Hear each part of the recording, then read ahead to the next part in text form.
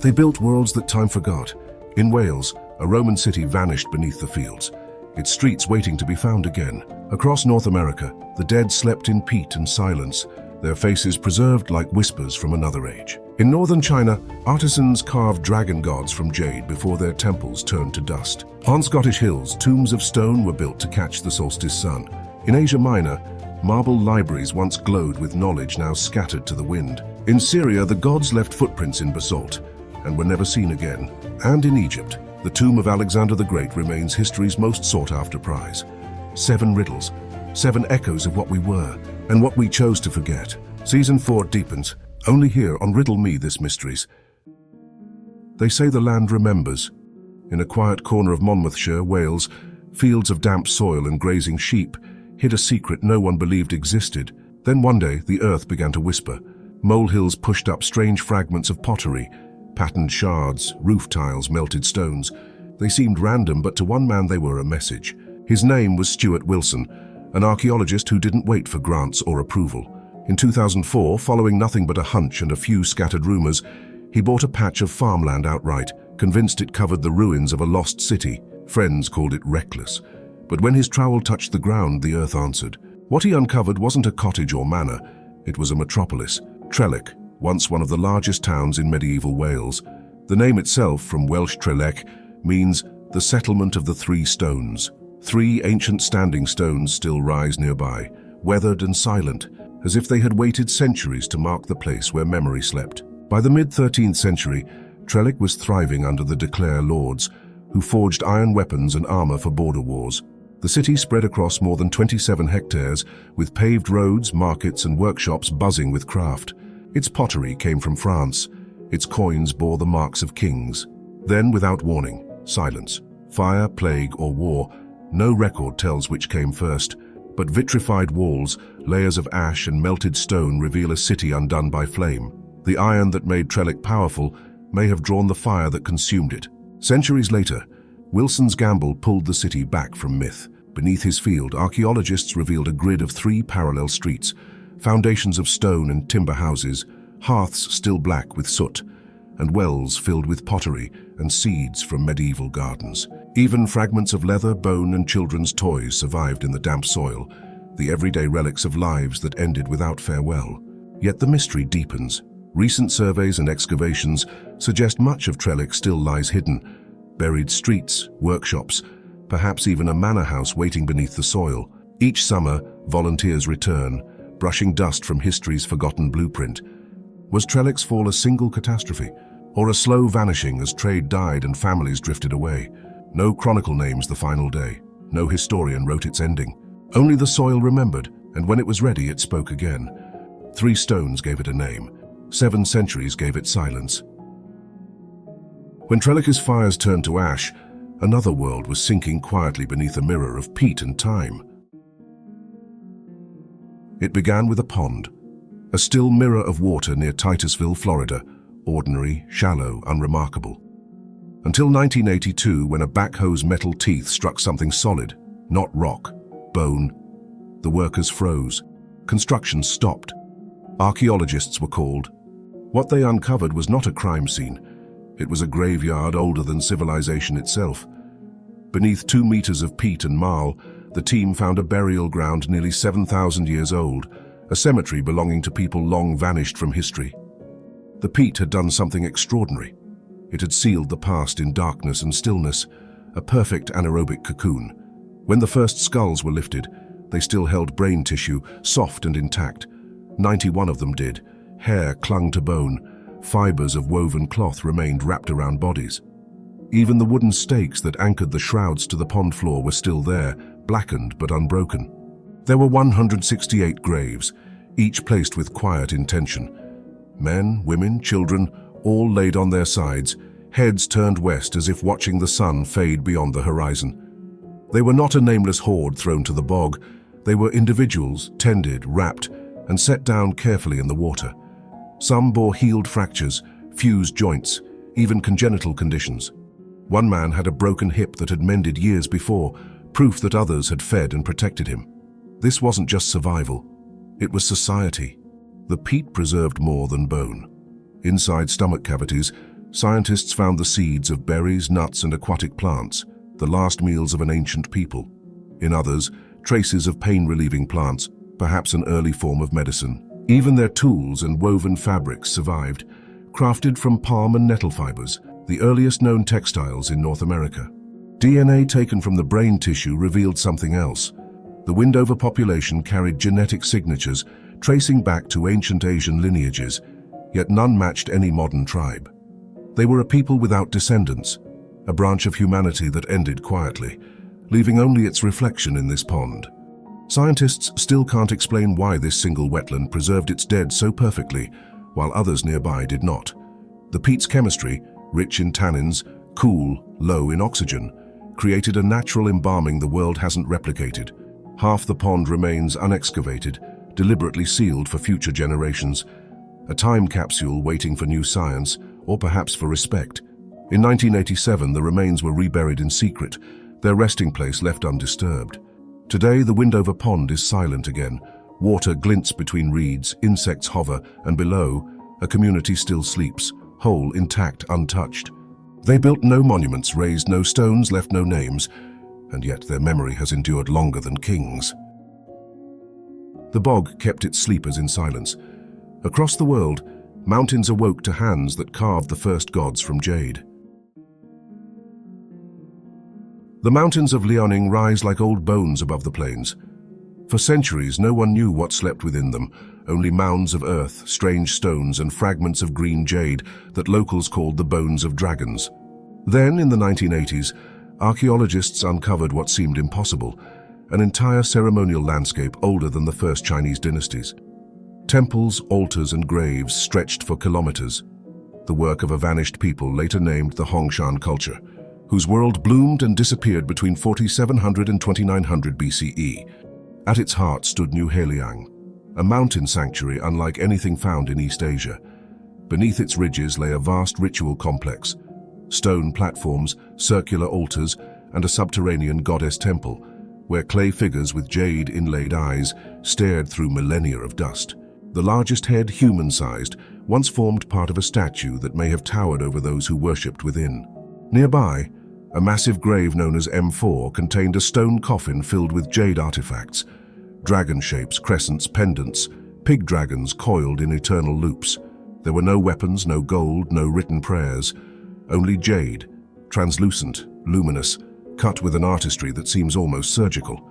In every elite tomb, jade was the sole offering. For the Hongshan, jade was more than beauty. It was belief, a bridge between the living and the unseen. Recent studies suggest these jades were shamanic emblems, worn by ritual leaders who stood between earth and sky. To carve jade was to speak to the divine, but the mystery deepens. In 2024, archaeologists unearthed a new jade dragon in the Hongshan heartland, nearly flawless, its coiled body merging the shapes of pig and serpent, its curves echoing myth centuries before dragons entered Chinese legend. More than 100 jade relics have surfaced in recent years, scattered across newly mapped sites stretching over 280,000 square meters. The scale hints at something extraordinary, not scattered tribes, but an organized spiritual civilization.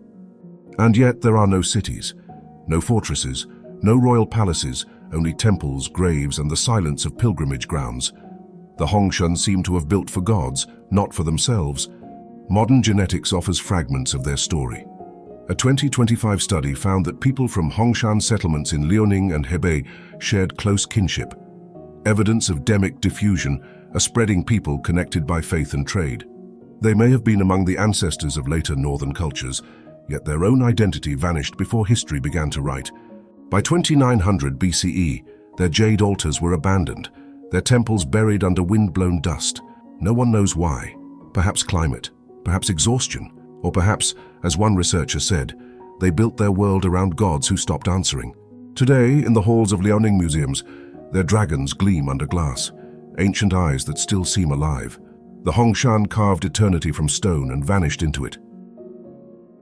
When the mountains of Liaoning fell silent, far to the north the sun began to speak through rings of stone. At Balnuaran near Inverness, the air feels older than stone. Birch trees lean over moss-covered mounds, their roots threading through circles of granite and quartz. Here, under a pale highland sky, the dead were buried so the sun could find them. 4,000 years ago, this terrace above the River Nairn was a place of ceremony. 3 cairns stood in a line, running northeast to southwest, a geometry of faith. At each end, passage graves opened toward the midwinter sunset, their entrances perfectly aligned with the dying light. The central cairn, different from the rest, had no passage at all, its inner chamber sealed forever, meant only for the unseen. Around them rose rings of standing stones, carefully arranged in height and color. The tallest and reddest stones stood at the southwest, catching the last blaze of winter sun. Opposite them, smaller and paler stones faded into shadow. Some of these blocks were carried from kilometers away, a silent procession of labor, devotion, and meaning. The builders didn't stack rock by chance. They painted with stone, composing a cycle of light and darkness across the turning year. When the sun sets each winter, its final rays slip between 2 distant hills across the river, striking the cairns exactly as they intended. Inside, sound changes. Some say the stones hum when light and shadow meet, as if the chamber breathes once a year. In the cairns themselves, the dead were few. Some chambers held only a single body, others none at all. These weren't cemeteries for a tribe. They were monuments to a belief, or to the sun itself. And within the curbs of the central cairn, archaeologists found cup and ring carvings, symbols older than the cairns themselves, perhaps constellations once mapped in stone. The cairns were used again 1,000 years later. Smaller graves added, new stones placed beside the old. Even the nearby Milton of Clava, with its later chapel ruins, shows how the living kept returning here, layering faith upon faith. Every detail feels intentional. The graded colors, the asymmetry, the rays of cobbled causeways pointing outward to the horizon. A language of stone that no one alive can read. Perhaps these were portals for the dead, or calendars, or both. Perhaps the builders stood in silence at sunset, watching the light crawl inward, believing it was the soul's return. Whatever they saw, it was enough to keep this place sacred for millennia. And when the last of them left, the cairns didn't die. They simply waited. Each winter, the sun still sets exactly where they placed it. The cairns watched the sun fade and return. Far to the south, another people built a monument to keep knowledge from doing the same. At sunrise, the marble facade of the Library of Celsus glows like a mirage. Columns of flame, shadows folding where scrolls once stood. But the grandeur you see in Ephesus today is only the shell of an idea. That knowledge could outlast its keeper. Nearly 2,000 years ago, this was one of the great libraries of the ancient world, rivaling Pergamum and Alexandria. It rose at the heart of the city, facing the marble street where merchants and philosophers passed beneath carved porticos. Built by Gaius Julius Aquila in memory of his father, Tiberius Julius Celsus Ptolemaianus, it was both a library and a tomb, a monument where wisdom and death shared the same roof. Celsus had been a general, a senator, and a lover of books. His son honored him by building a library that would guard not only his body, but his legacy. Beneath the apse, in a stone vault beneath the floor, Celsus still rests, buried within the city walls, a privilege almost never granted in Roman law. Above him, the building once held more than 12,000 scrolls, works of philosophy, science, and history, stacked in niches along double walls designed to keep out the damp. Outside, 4 marble statues watched over the entrance. Wisdom, knowledge, virtue, and thought. Virtues carved to outlive the man himself. Every inch of its design was illusion and precision. The columns were built at different heights to trick the eye, making the library appear taller than it was. A reflecting pool once shimmered before it, doubling the facade. A perfect image of learning mirrored in water. It was not just a library, it was a performance of immortality. Then came fire. In 262 CE, Ephesus was struck by catastrophe. Gothic raiders, or perhaps an earthquake followed by flames. Whatever the cause, the scrolls burned, the marble cracked. The double walls that once protected words collapsed onto silence. Later, earthquakes buried what remained, until only fragments of the facade were left. A broken mask of knowledge staring into the Aegean wind. For centuries it slept, half buried in dust, until archaeologists raised its face again in the 1970s, stone by stone. But time continues its quiet siege. The facade now stands under watch once more, a new conservation project launched in 2024 to fight the decay of heat, wind, and acid rain. Ephesus now opens its ruins at night when the air cools and tourists walk under floodlight, a city of ghosts lit from below. The Library of Celsus remains one of history's strangest contradictions, a tomb built to preserve life, a monument that once held the thoughts of thousands and now holds none. No one knows what was written on the scrolls that turned to ash or which hands last placed them on the shelves. But through the hollow windows of its facade, the dawn still pours in, the same light that once fell on words now long gone. The library kept the words of men. Beyond the deserts another temple waited, built for beings who left none. In the hills of northern Syria, near the Afrin River, the temple of Dara once stood like a dream in basalt. Its lions and sphinxes guarded the doorway, their eyes fixed on a god no one can name. Today, only fragments remain, black stone scattered by war, footprints cracked open by fire. More than 3,000 years ago, this was a house built for a being of impossible scale. Across its threshold were carved 2 giant footprints, each over a meter long. A few steps inside, another print, single, deliberate, deeper in the stone. The distance between them suggests a stride of nearly 20 meters. Scholars still argue what it means, the literal path of a god or a ritual map for the unseen. But when you stand there, the illusion is overwhelming, the sense that something vast has just entered and never left. The temple itself was small in size but monumental in presence, 30 meters long, its foundation of basalt, its upper walls once of mud brick and timber. It followed the tripartite plan common to the Syro-Hittite world: portico, hall, and inner sanctuary. Reliefs of lions, griffins, and hybrid creatures lined its walls, cut in high detail and black sheen, their forms half animal, half divine. Each wall slab, an orthostat, was carved from single blocks of basalt and fitted flush against the structure, a continuous frieze of myth and geometry. Later builders added an ambulatory, a corridor wrapping 3 sides of the temple, and small side chambers, signs of expansion and enduring worship. No one knows which god was honored here. Some say Ishtar or Astarte, the goddess of love and war. Others name Hadad, the storm god who shakes the mountains. Perhaps it was all of them, or none. What survives is not doctrine, but devotion, measured in weight and stone. In its day, the temple must have shone like obsidian in sunlight. Lions flanked its stairway, their paws resting on carved rosettes. Geometric bands spiraled across the base, and on its facade, winged spirits stretched from shadow into light. Travelers on the ancient road between the Mediterranean and the Euphrates would have seen it from afar, rising from the dust like a promise. Then, centuries of silence. By the time the first archaeologists arrived, the floor still held the giant footprints, the last sign of presence in a place abandoned by belief. And in 2018, that silence was broken again, not by prayer but by bombs.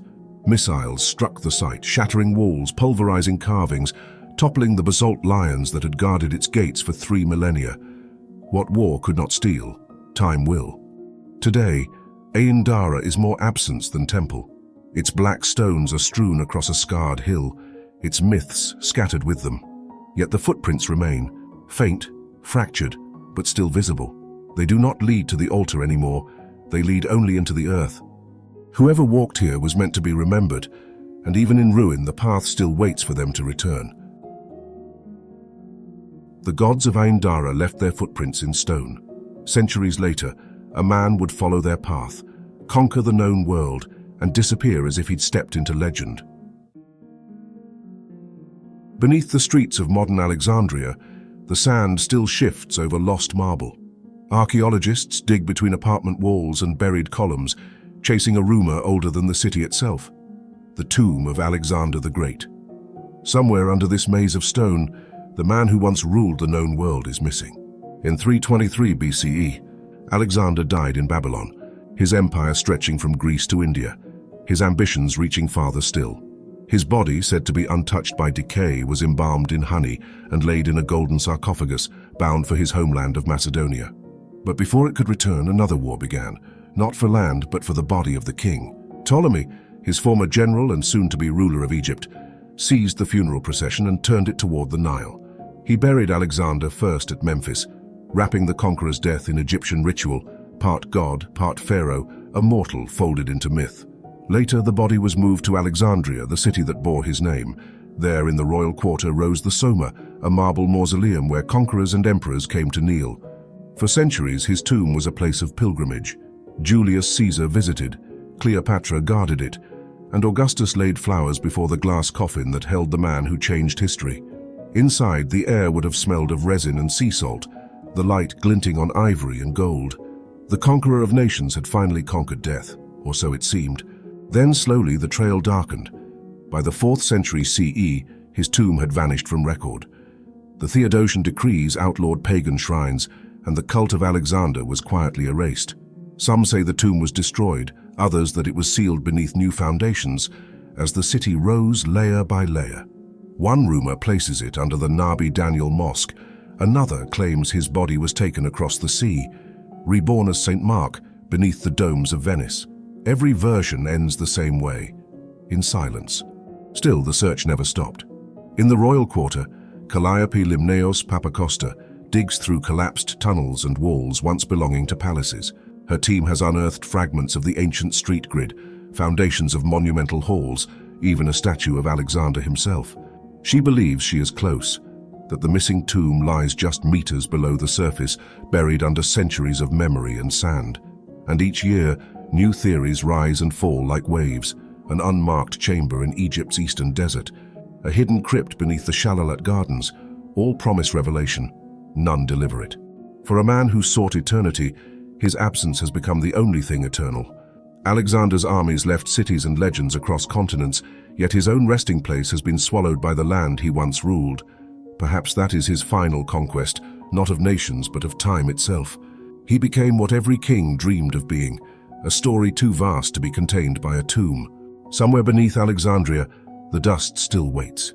And when the wind rises from the harbor, it sounds almost like footsteps. 7 riddles, 7 signs left in stone, bone, and silence. From the gods who left their footprints to a king who left none, each mystery leads to another. If one of them stirs something in you, let it travel. Like the video. Subscribe if you haven't. Share the silence. The story continues, only here on Riddle Me This Mysteries.